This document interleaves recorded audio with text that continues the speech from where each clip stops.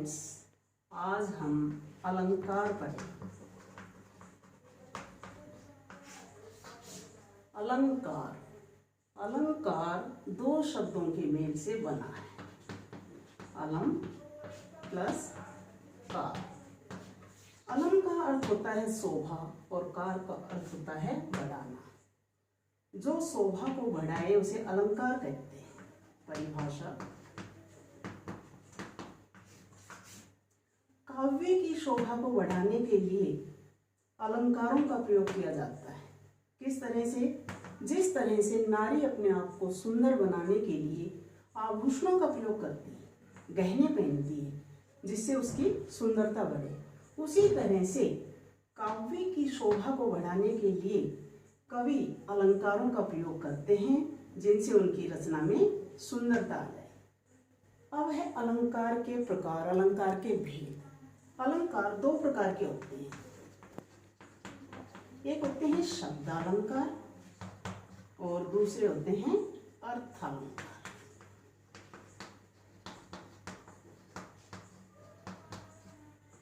शब्दालंकार, शब्द प्लस अलंकार।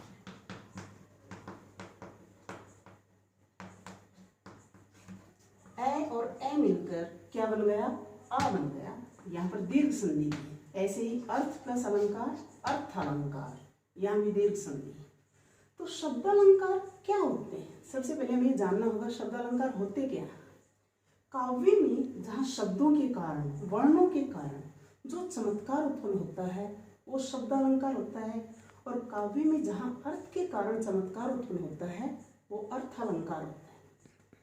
अब है शब्दालंकार। शब्दालंकार के तीन भेद होते हैं।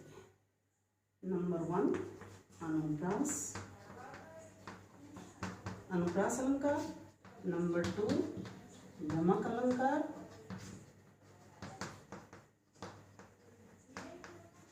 और नंबर 3 श्लेष अलंकार।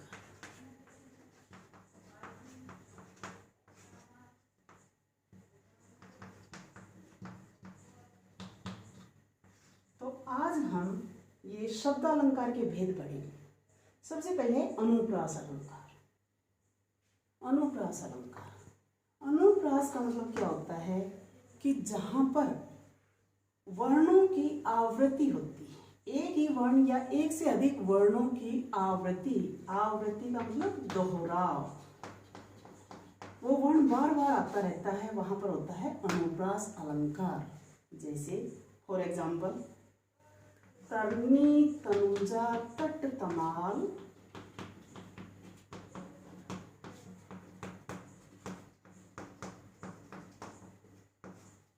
तरवर भौछाई।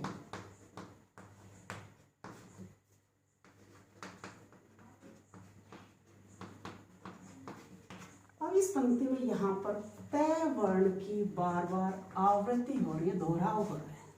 तरनी तनुजा तट तमाल तरवर भौछाई। तो यहाँ पर अनुप्रास अलंकार है। अनुप्रास अलंकार मैंने यही बताया कि जहाँ पर वर्णों की आवृत्ति होती है वहाँ अनुप्रास अलंकार होता है। एक दूसरा एग्जाम्पल, जैसे चारों चंद्र की चंचल किरणें खेल रही हैं जल थल में। चारों चंद्र की चंचल किरणें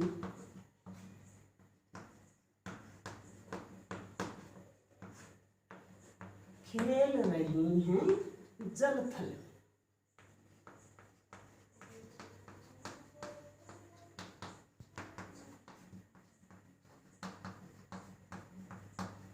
तो इस पंक्ति में भी क्या है? कौन सा अलंकार है? अनुप्रास अलंकार। क्यों?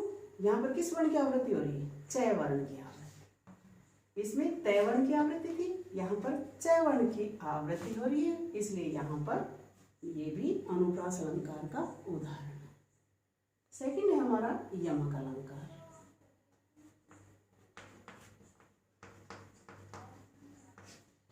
यमक, सेकंड है हमारा यमक अलंकार। यमक, यमक का अर्थ क्या होता है? युग्म।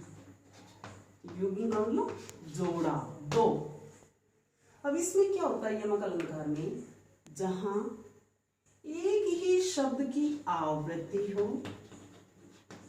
अनुप्रास में तो क्या था, वर्णों की आवृत्ति थी, लेकिन यमक अलंकार में शब्दों की आवृत्ति होती है। किसकी आवृत्ति होती है, शब्दों की। जहां पर एक ही शब्द की आवृत्ति हो और उनके अर्थ भी भिन्न भिन्न हों, अलग अलग आए, वहां पर क्या होता है, यमक अलंकार होता है। जैसे फॉर एग्जाम्पल, कनक कनक ते सोगुनी,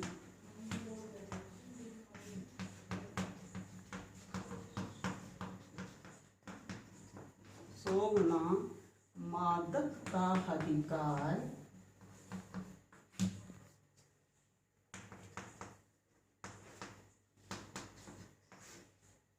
वो खाए बोराए होत और वो पाए बोराए, वो खाए बोराए होत, वो पाए बोराए।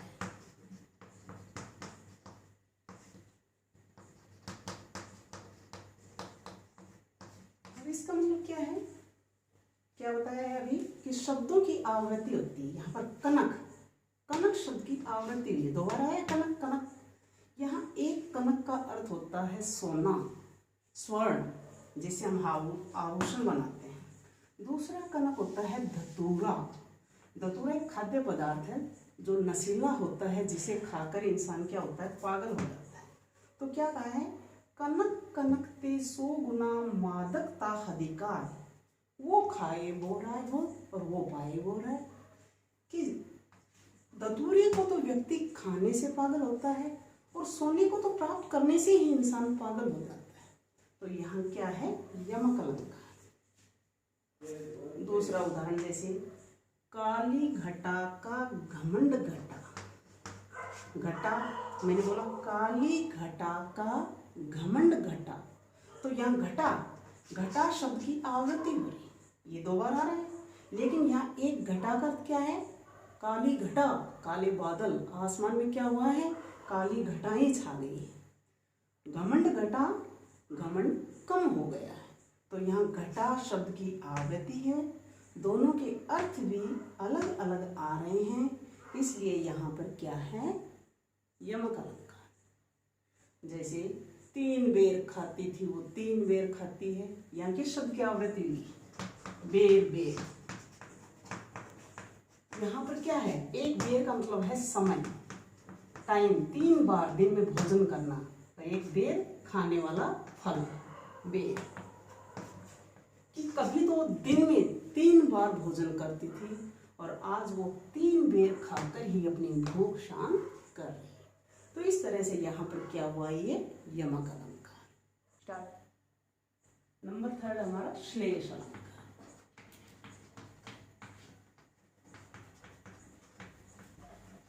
श्लेष अलंकार, श्लेष का मतलब क्या होता है, चिपका हुआ, जो छिपा रहता है वो श्लेष होता है। जैसे रहीमन पानी राखिए,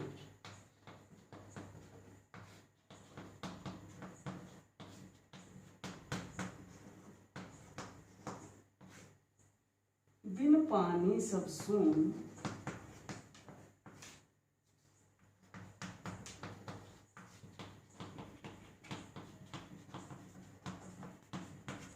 पानी गए न उबरे,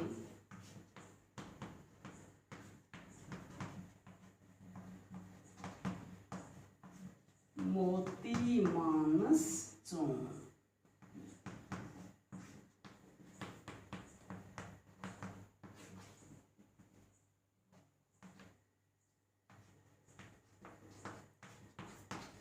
श्लेष अलंकार क्या होता है, जिसका अर्थ होता है चिपका हुआ, छिपा हुआ। तो श्लेष अलंकार में शब्द एक ही होता है। यमक में तो हमने क्या बताया था कि जहां पर शब्द की आवृत्ति होती है और उनके अर्थ भी भिन्न भिन्न हो, वहां यमक होता है। लेकिन श्लेष में शब्द एक ही है और उसके अर्थ क्या होते हैं, भिन्न भिन्न होते हैं, वहां श्लेष अलंकार होता है। जैसे रहीम जी का एक दोहा है, तो उन्होंने बताया कि पानी गए न उबरे मोती मानस चून। यहाँ ये पानी शब्द है, ये इन शब्दों के साथ अलग अलग संदर्भ में आया है। पानी, यहाँ पानी से अभिप्राय है मोती। मोती क्या होता है? मोती का अर्थ होता है चमक। कि जब तक मोती में चमक नहीं होती है वो पत्थर कहलाता है। मानस, मानस है मनुष्य की इज्जत के साथ। और चून जो आटा होता है उसमें पानी डालने से वो गीला बन जाता है। तो यहाँ पर एक ही शब्द है पानी, लेकिन इसके अर्थ अलग अलग आए हैं, भिन्न भिन्न आए हैं। यह पानी शब्द का जो अर्थ आया है वो 3 शब्दों में अलग अलग अर्थों में यहाँ पर आया है, इसलिए यहाँ पर श्लेष अलंकार। एक दूसरा उदाहरण देखिए। 3 बेर खाती थी, मंगनी को देख पट देत बार बार।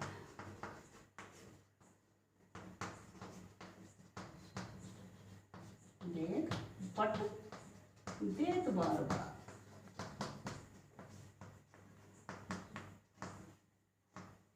अब इसमें जो पट शब्द आया है, ये शब्द एक ही है लेकिन ये अलग अलग अर्थों में आया है। मंगनी को देख, कोई भी भिखारी आ रहा है, मांगने वाला आ रहा है, उसको देखते ही पट, एक पट होता है दरवाजा, कि अपना दरवाजा बंद कर लिया। भिखारी को कुछ नहीं दिया, उसको देखकर दरवाजा बंद कर लिया। दूसरा, मंगनी को देख पट देत बार बार। यह पट वस्त्र होता है, वसन, चीर, कपड़ा, उसकी पर्यायवाची शब्द है। तो यहाँ पट, मांगने वाला भिखारी आ रहा है और वो उसको वस्त्र देती है, बार बार उसे कपड़े देती है।